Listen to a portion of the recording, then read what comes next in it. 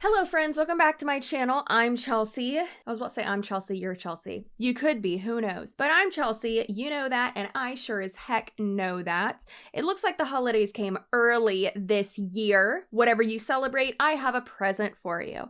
Today we are going to be watching a top MLM rep almost be self-aware. She gets it, but then doesn't get it. Do you like my hat? I got it from Amazon. I'll have it linked down below. Look how cute this is. Ho, ho, ho. Now, just a quick little background. There is a MLM rep, which now technically she's not in multi-level marketing, but she was at the top of Monet, not like the very top, but she was a pretty prominent figure in the multi-level marketing company Monet, and her name is Veronica Bayrona, something. She goes by the Veronica Bay Show, something like that, on Instagram. She's quite fascinating to check in with every now and then because she does share pretty borderline QAnon stuff. Sometimes it's a little bit spooky, but she was in Monet, did a pretty big exit. I did a video on that. I'll have that link down below and in the little thing right here. She left Monet and went over to igenius and started her own team over there,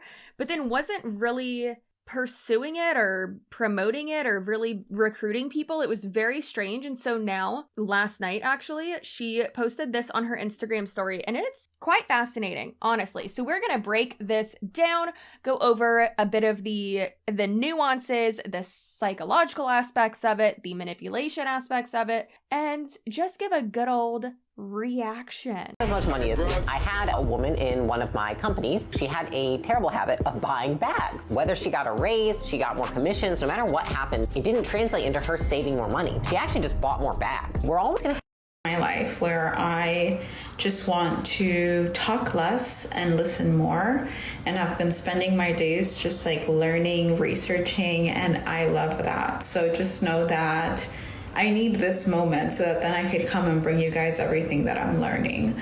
But I don't want to abandon you guys. So messages once in a while are very important.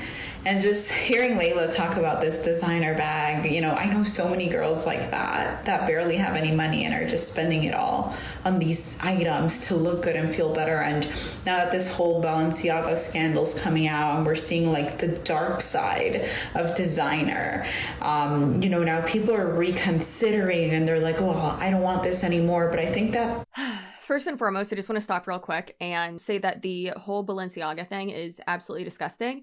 I do know of a few YouTubers who have made videos on it, so I will have those linked down below. I'm pretty sure Isabella was making a video on it too. It was just, listen, mental health wise, I was looking further into it and I was like, you know what? It's a little bit too spooky for me to do a big ass deep dive on it, but it's disgusting, it's horrifying, and it is a ridiculous rabbit hole to go down. Ridiculous meaning crazy connections, professionally and in the industry, and child exploitation and schmornography, sculptures, and it's just so creepy and so gross. I'm denouncing that, obviously, since there have been people who are complete idiots who have been oh, well, Chelsea hasn't talked about it because she's an affiliate with them.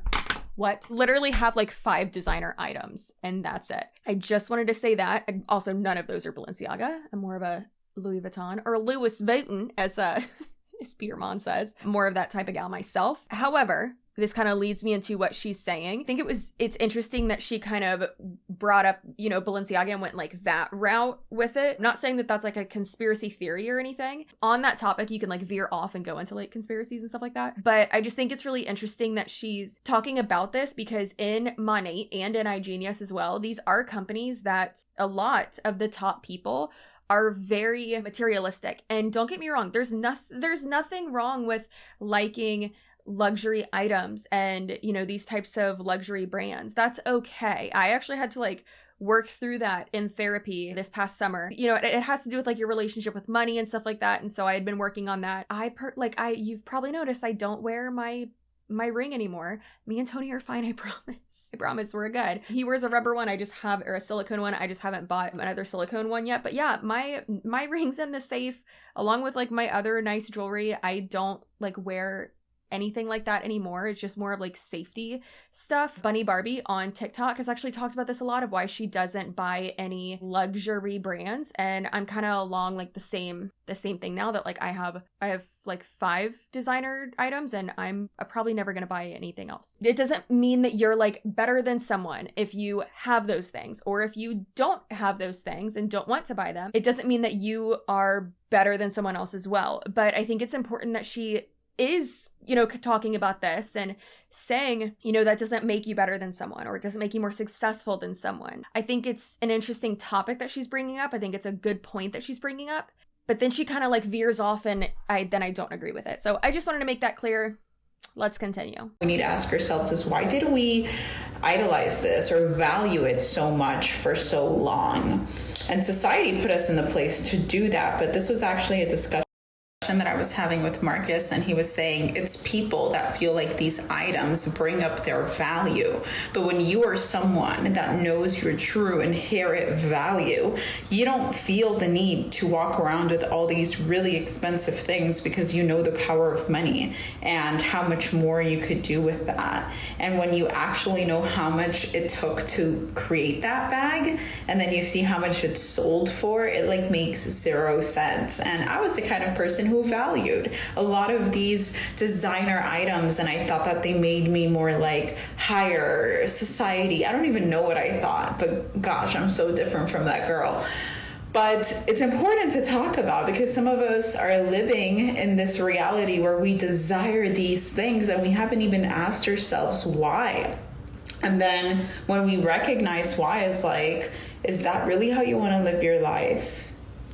A life where high importance is set on things.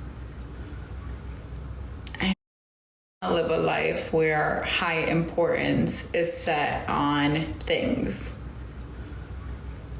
I don't know, like the more that I live and the more that I learn and the more I look into the world and how much it's hurting, like I recognize that my resources could be so much more impactful in other areas, sponsoring children, creating an initiative, raising funds for something or someone. And we've just been marinating in this society that tells you you are worth however much you're wearing. You know, like people are doing videos on, this is how much I'm wearing, and it's like, I don't know. Is that actually cool? Do you guys think that's cool? Or should we change the social standard? I want to sit in a table where people talk about their Chanel bag or their Rolexes. I want to sit in a table where people discuss, you know, who they helped over the past month, what initiative they're looking into, what impact they're making further than their own personal gains. Like, life is so short, and what are you doing with it? This is why I decided to pivot and step back from network marketing, because I just had this greater impact calling me. And ever since I was able to step away, I have all these things right now that are like all around me, and I just have to choose one and execute. And I'm going to take my time on doing that, because I'm going for high impact for every single individual. That's what I want to do. A life that by the time I die, I can look down from heaven and be like, you did that, Veronica. You helped that many people. I received this message and I chuckled, because of course people are going to be like, oh, well, you quit. Like, it got hard. Like, she's out the game. I pivoted with a purpose. That's all I need to say. And I'm not the kind of individual that feels the need to explain themselves.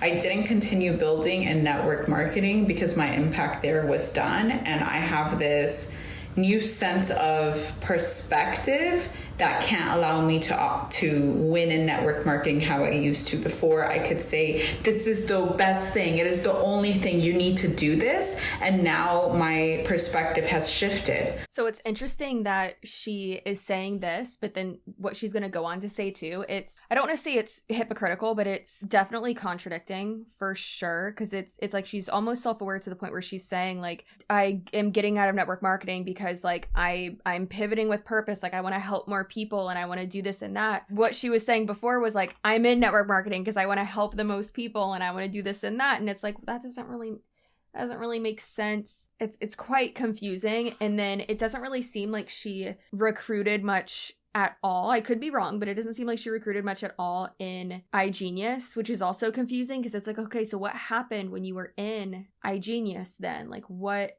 actually happened in there? I think maybe she realized that she wasn't going to, get the proper education when it came to trading and investing and all that within igenius, and possibly, this is all alleged, I'm just my speculation, of course, but maybe realize that, oh, this is, just recruiting and that's how you make money in here. It's not actually learning like how to trade and things. And you could learn something, but realistically, like, you're paying so much money out of pocket every month unless you're recruiting at least 2 new people every month and keeping those people under you every time. Like, it's truly not sustainable at all. And what the person commented, it looks like it's from just a burner account, which is annoying. But from that, it looks like the person said, update, she gave up, laughing myself with a laughing emoji. And it's like, just because someone like quits doesn't mean necessarily they're giving up. I mean, it looks like she's having, or at least sounds like she's having, like a self-aware moment, but not like super self-aware.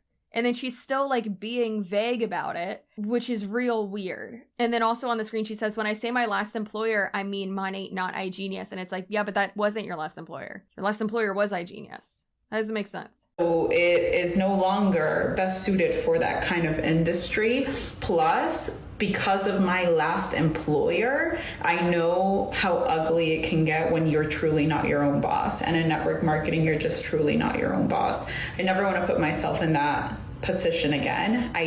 I do think network marketing is a beautiful industry, specifically for someone that is unhappy with where they're at and they have a good work ethic and they're trying to find an outlet where to channel that work ethic and get compensated accordingly. Now, it is extremely important that you choose the right company, because if you are a shark and you make it to the top of a company who doesn't want to see you win in other areas, but by making the money, you will literally be forced to leave, which is what happened to me. Like, I was just like, these people don't have the best intention for me, I have to go.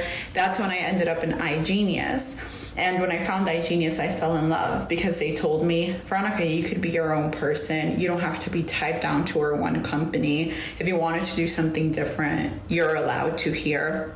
So read the fine print.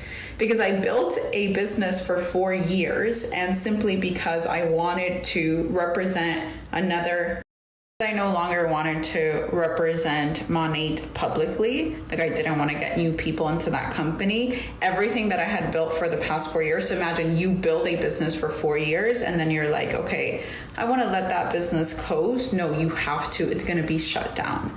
Which is why when I took into account what happened to me already, I was like, I think it would be a silly idea for me to once again build in this industry where at the end of the day, you're building for a company.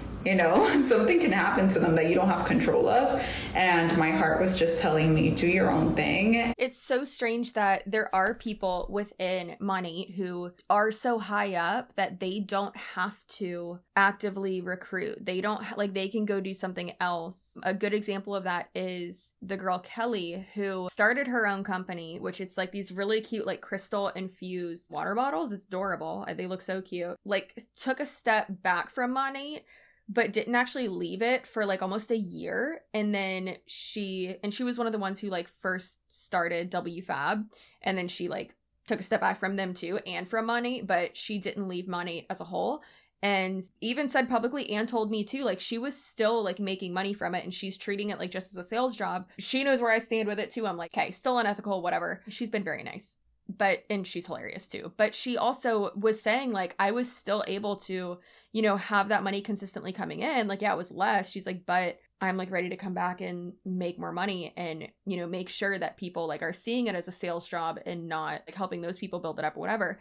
And it's just interesting that she was able to do that and go do crypto shit with her now ex-boyfriend. Thank God, because that guy is a fudging tool and a scammer in my opinion. If they're back together now, sorry, but whatever. So it's just interesting that she was able to do that. And then other people were able to do it too. There are even people at the very, very, very top of the company that you will hardly see talk about Monet. Yet they're able to remain active and get whatever from the company, get that commission from their downline, but then she wasn't able to. So it sounds like what happened is like someone off wanted to do something else, or, you know, work on her, like mainly promote like her own business, and they didn't like that, I guess. So maybe they gave her like an ultimatum. I'm not sure, but it does seem like Monat like makes it so that not everyone is, you know, has to abide by the rules. And I had to follow it. Now, do I endorse igenius 100,000,000%? And if you're someone that heard me talking about it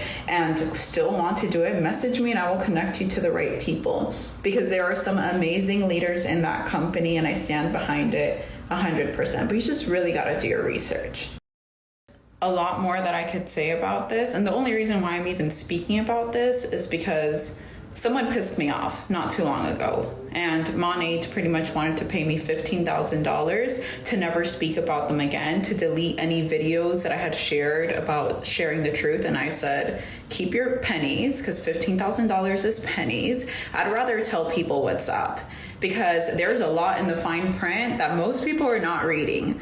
Listen, I might not respect a lot of the things that this woman does or says. However, if this is true, let's just say that what she's saying right now is true regarding the hush money, that is wild. Absolutely wild. It's like allegedly Q Sciences is like paying people to come over to them, and then Monat is paying people to be quiet and then also suing them to be quiet. Good for her to not take that, because there are a lot of people who probably would. So hopefully she keeps talking. Oh, could you imagine? She has me blocked. I don't think she would ever come on my channel ever, but could you imagine?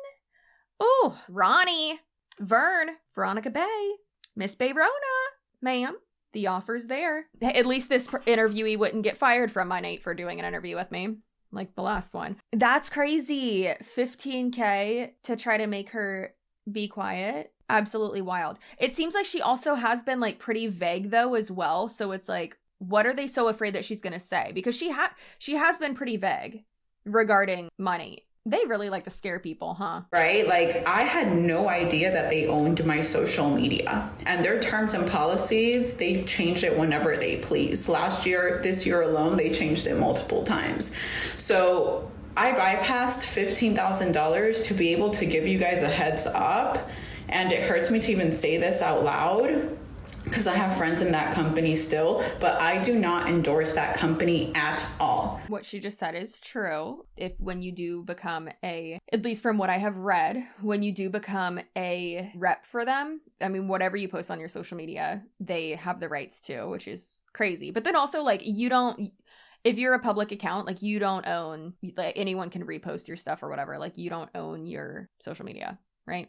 But still, for a company, like, that's messy. But then also, they do, from what I have heard, they do change their policies and procedures all the time. And from what I have seen, allegedly she is right, that they did change it multiple times this year and the year before. Some for the better, and then some for like, ooh, that's sketchy. I would never tell someone right now that I love to join that company. That's all she said. It's so interesting that she is saying, you know, she would never have anyone that she loves or suggest that they join Monat, but yet she would suggest for them to join igenius. And like, she can get you, you know, connected with the right people and all that, which is, it's like, girl, they're the same. But I think the reason why she is saying that and why she's, you know, biased when it comes to that is because she was screwed over by one, and from what she has said, and not the other. It's just interesting that she, I don't want to say like has it out for Monat, but that she doesn't see that one is more of a pyramid scheme than the other, and one is technically more unethical than the other. They are both extremely unethical. I mean, it's the lesser of two evils, in my opinion, but that she sees that one's great and one's not great. In my opinion, my professional opinion and unsolicited opinion, you could lose potentially lose more money in igenius than Monet. Sign-up fees and the monthly requirements and fees as well. It's just harder to keep people on your team in igenius from what I've seen. Then again, igenius does have the stacking aspect of it, so that could help you, but still. It's just sketchy. One's more pyramid schemey, of course, but they're both very unethical and heavily rely on recruiting. But that's what multi-level marketing is. So please understand that they're both bad, and it's nice to at least see that someone who has been in both of them, or who, was high up in one of them, is, coming out and speaking out about it. But then also it's disappointing to see that, like, she still doesn't get the full picture. So, you know what? Veronica, if you're open to it, I would love to have you on and interview you. I'm sure you would never do that, and that is perfectly fine. I want to know more, so I hope she keeps spilling the tea and giving us more information, and I'm very interested to see who else Monet has allegedly tried to entice with hush money. That's going to make for a good title for this video. That's actually going to be the end of this video. I hope you enjoyed. I hope you have a great holiday season. Please subscribe, like, and comment, and all of that. If you have any other suggestions for videos, please let me know in the comments down below. Remember how valuable you are. Your feelings are valid. Stay spicy. And I'll see you in my next video. Goodbye.